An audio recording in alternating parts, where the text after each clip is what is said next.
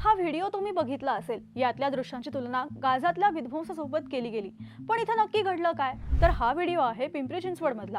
पिंपरी चिंचवड महापालिकेच्या अनधिकृत बांधकाम नियंत्रण विभागातर्फे चिखलीतील कुदळवाडी, जाधववाडी या भागातील अनधिकृत पत्राशेड, कारखानं, गोदाम, भंगार दुकानं आणि घरं हटवण्याचं काम सुरू आहे। या भागात असणाऱ्या केमिकल कंपन्या, भंगार माल, रद्दी यामुळे सतत आग लागण्याच्या घटना घडत होत्या। तसंच कंपन्यांमधून सोडल्या जाणाऱ्या सांडपाण्यामुळे इंद्रायणी नदीचं होणारं प्रदूषण, यामुळे या भागात अतिक्रमण हटवण्याची कारवाई महापालिकेकडून केली गेली। आतापर्यंत तब्बल 276 एकरांवरचं अतिक्रमण काढण्यात आलंय। पिंपरी चिंचवडच्या इतिहासातली ही सर्वात मोठी अतिक्रमण विरोधी कारवाई असल्याची देखील चर्चा आहे। महापालिकेकडून ही कारवाई करताना महाराष्ट्र सुरक्षा दलाचे 180 जवान, 600 पोलीस, अभियंते, मजूर, 16 पोकलेन, 8 जेसीबी, 1 क्रेन आणि 3 अग्निशामक दलाच्या गाड्या अशी यंत्रणा सोबत होती। पण या कारवाईचे व्हिडिओज व्हायरल झाल्यानंतर या दृश्याची तुलना गाझामध्ये युद्धानंतर झालेल्या परिस्थितीशी केली गेली।